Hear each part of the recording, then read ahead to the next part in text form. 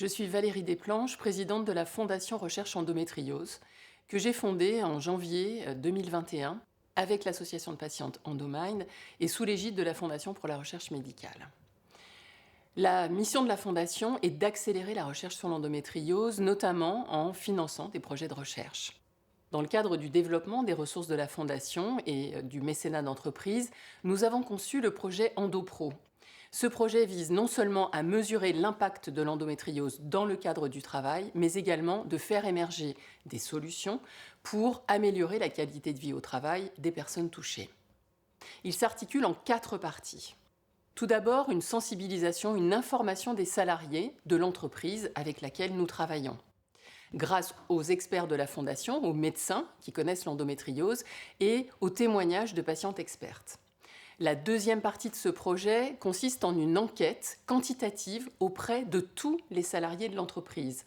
En effet, si 10 à 20% des femmes sont touchées, eh bien, c'est autant d'aidants, parents, conjoints qui sont également touchés. Il est important de mesurer l'impact de la maladie dans leur travail également.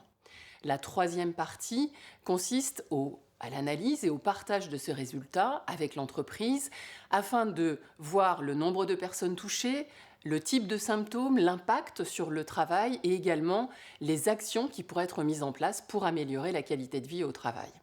La quatrième partie est l'accompagnement par la Fondation, grâce au réseau des experts qui sont autour de la Fondation, l'accompagnement des entreprises dans la mise en place des actions.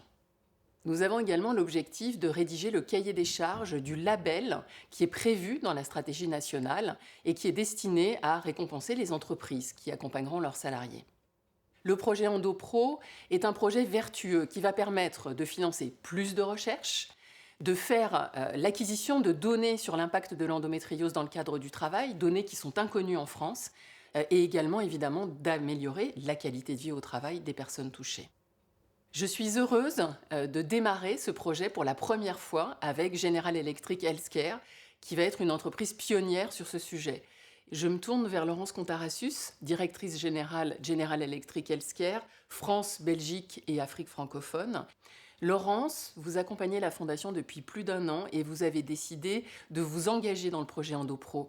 J'aimerais que vous témoigniez de cet engagement et des raisons qui vous animent.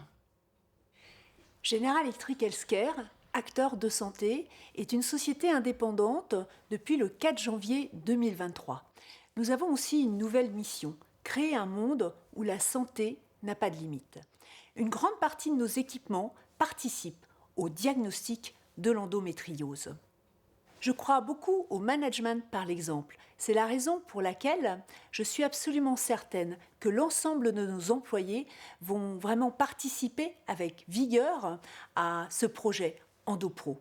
Nous sommes tous touchés de près ou de loin par l'endométriose. Donc, je suis très fière que General Electric Healthcare puisse participer à ce projet. Alors, il y a 2 choses essentielles que je voulais partager avec vous sur le programme EndoPro. C'est déjà la participation que l'on a obtenue.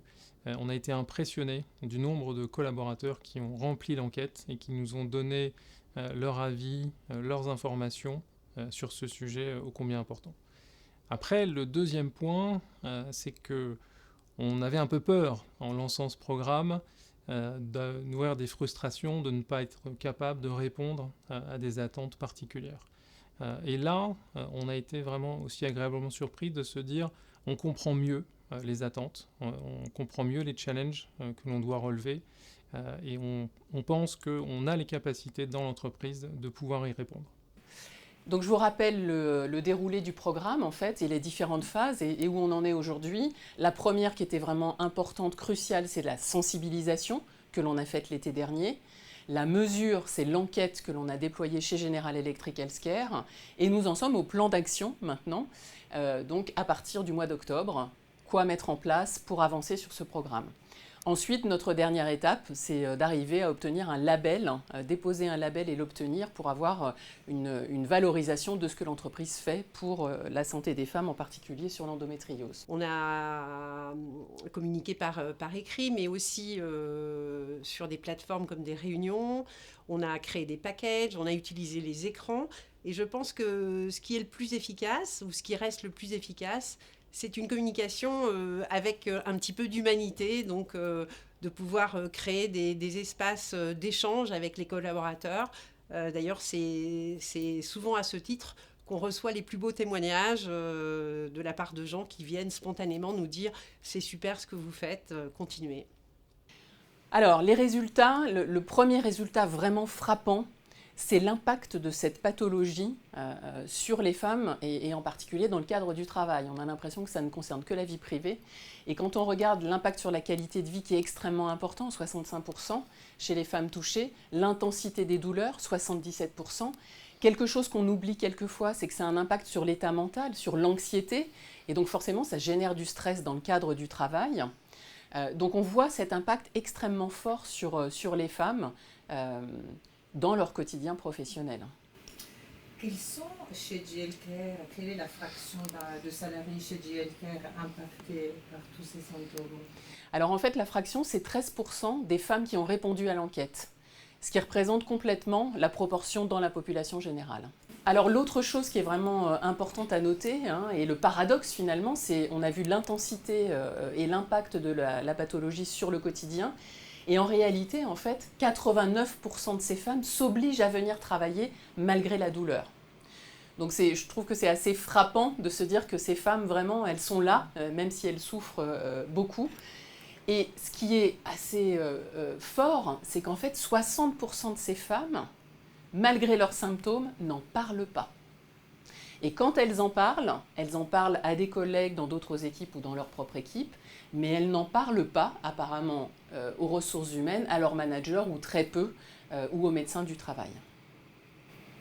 Nous, Tarani, est-ce que c'est notre cas? Est-ce qu'on avait connaissance de patientes atteintes d'endométriose? Non, à vrai dire, non. En fait, on n'a pas, ni via les managers, ni directement auprès des ressources humaines, ni par le médecin du travail, eu écho de ces femmes chez nous.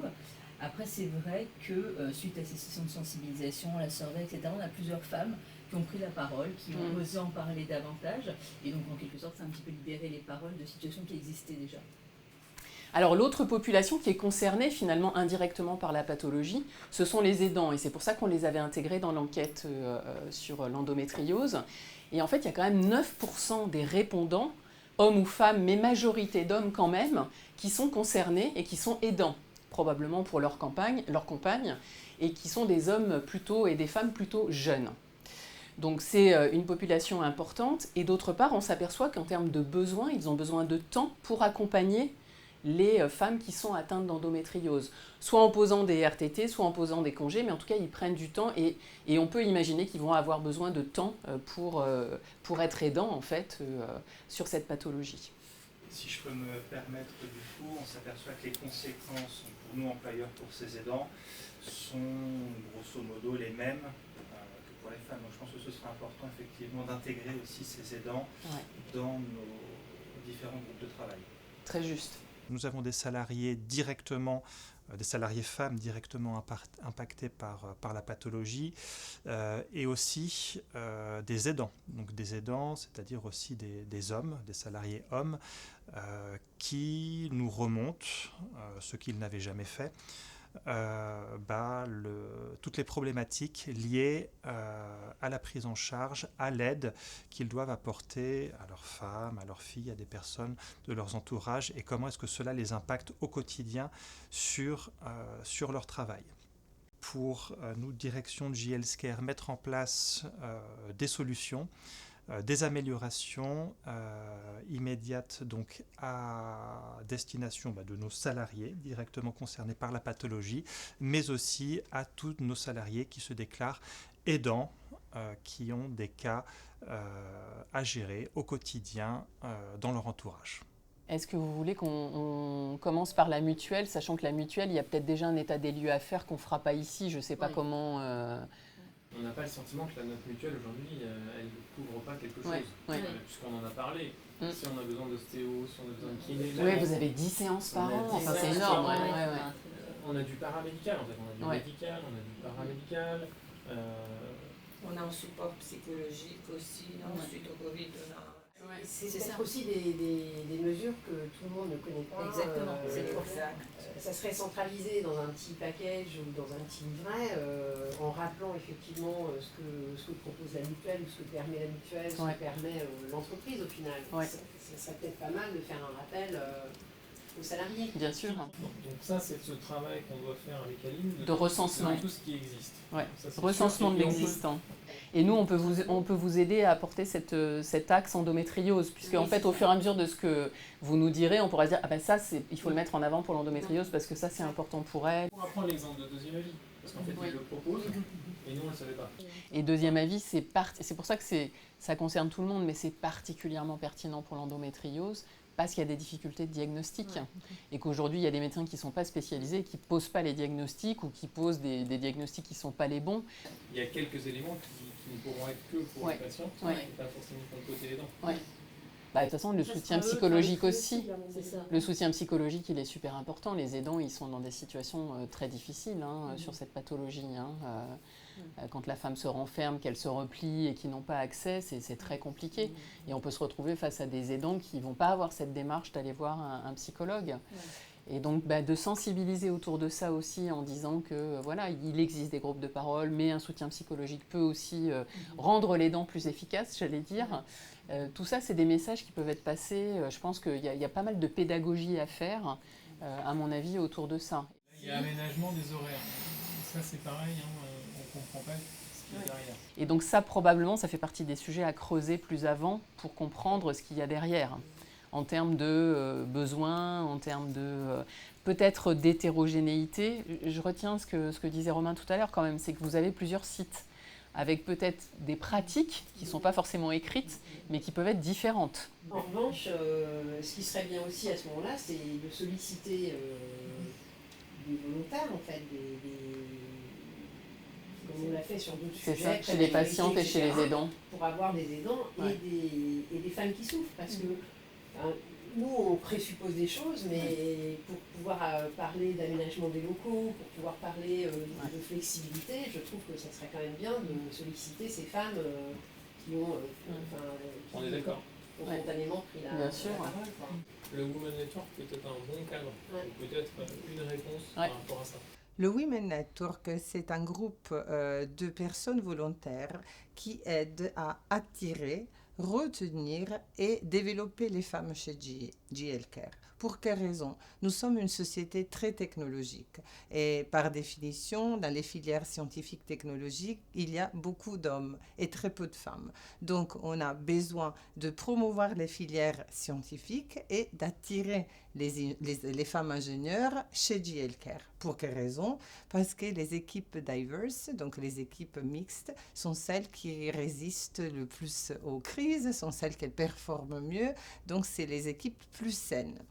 J'ai eu le plaisir de pouvoir collaborer avec cette belle initiative EndoPro et effectivement, je me suis rendu compte à quel point, à travers cette initiative, on pourrait aider cette société, en se labellisant EndoPro Friendly, à attirer plus de femmes, à les retenir parce que ça va être quand même, on va montrer que cette société est sensible à cette thématique. Et nous, on aime beaucoup l'idée de sensibiliser autour de cette thématique chez GE et ailleurs. Donc oui, je pense qu'on pourrait utiliser ce...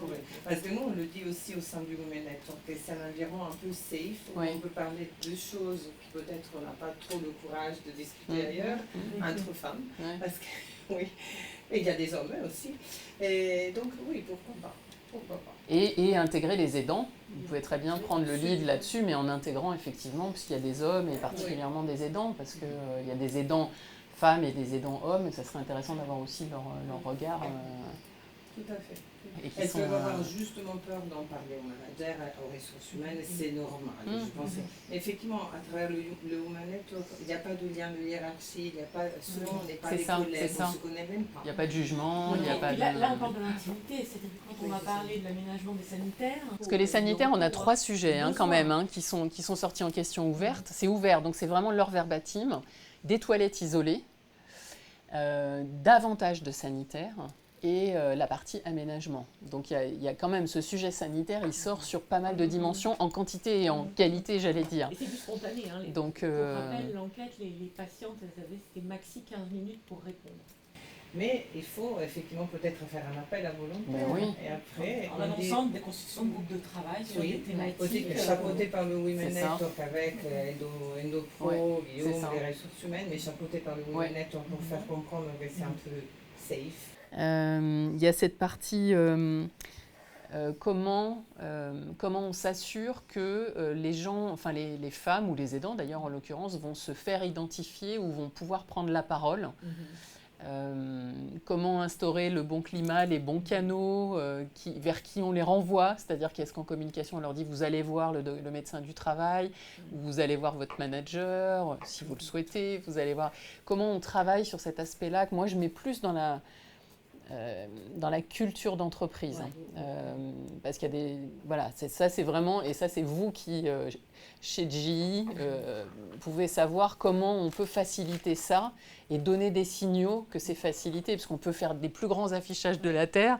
Si les gens ne se sentent pas libérés de cette parole ou qu'ils n'ont pas envie d'aller voir leur manager parce qu'ils ne voient pas du tout comment il va recevoir le truc, c'est intéressant que le médecin du travail prenne la parole pour ouvrir cette porte finalement du cabinet médical ici en disant ben voilà, je vous rappelle qu'on est là tant de temps par semaine, que je vous parle de l'ALD, je vous parle de la RQTH, mais en dehors de ça, vous pouvez venir, on peut vous donner des conseils, etc. Il y a peut-être ce sujet-là de prise de parole du médecin du travail. Les équipes de santé au travail, médecins du travail, infirmières en santé au travail, sont amenés à mener des consultations dans lesquelles ils vont recueillir les symptômes des patientes. Une fois le diagnostic complètement déterminé, ils pourront apporter des éléments d'éclairage à l'employeur sous la forme de propositions d'aménagement de poste qui protègent le secret médical d'une part et formulent des clés de lecture vis-à-vis du besoin de la patiente dans son milieu de travail. Ça peut être un aménagement de poste qui peut par exemple porter sur le rythme de travail, le temps de travail, l'ergonomie du poste, ou alors ça peut être une restriction d'aptitude s'il y a des manutentions ou des postures, par exemple, qui sont trop douloureuses. Dans le cadre de ces consultations, les équipes de santé au travail sont aussi amenées à conseiller les patientes sur des démarches qui peuvent leur être utiles. Par exemple, la reconnaissance de travailleurs en situation de handicap, qui va permettre de compenser les besoins de la patiente dans son milieu de travail vis-à-vis de son contrat et vis-à-vis des contraintes organisationnelles ou financières que cela va générer pour l'employeur. Ou par exemple, l'affection longue durée, qui est une logique par laquelle la patiente pourra faciliter le remboursement de ses soins sur une maladie chronique et invalidante. Le médecin du travail pourra également articuler une partie des soins en se coordonnant avec le spécialiste, par exemple le gynécologue, par exemple un psychiatre, un psychologue, afin que la démarche santé de la patiente soit cohérente. Enfin, le médecin du travail peut également agir sur les conditions de travail directement, en préconisant soit à l'employeur, soit aux instances représentatives du personnel, je pense notamment au CSSCT, des logiques de facilitation pour les patients endométriosiques, d'accès à des locaux, à des sanitaires par exemple, à des salles de repos, qui auront des facilités pour les patients endométriosiques. Et après, il me semble que sur la partie management, il y a ce qu'on évoquait qui est autour de comment on forme les managers, qui on peut faire intervenir pour les aider dans cette approche-là, en fait. En fait, on voit qu'on n'a pas 50 sujets. Ouais. Ça, c'est bien C'est d'ailleurs. focus, Ça, hein, c'est ouais, bien parce exactement. qu'on est quand même sur les 3 sujets, grosso modo. Peut-être qu'on doit définir 2 réunions par sujet. Ça en fait 6. Oui, on vise 2025. Voilà, pour des choses qui nécessitent des investissements, mais il y aura plein de choses, à mon avis, qui ne nécessiteront pas d'investissements. Non, mais c'est vrai que tu l'as rappelé, c'est un projet d'entreprise, c'est un projet au long cours. On espère quand même qu'on aura des choses tangibles qui seront décidées. Donc. Alors, il s'agit d'un projet d'entreprise, mais l'idée, c'est vraiment de solliciter nos salariés, de les engager à travers ce projet. Donc, on l'a fait avec l'enquête, mais on va aller un cran au-dessus, plus loin encore, en les faisant participer à un groupe de travail, à tous les groupes de travail qu'on va organiser. Donc, voilà, c'est vraiment la beauté de ce projet, c'est que c'est un projet pour nos salariés, par nos salariés, puis avec leur support.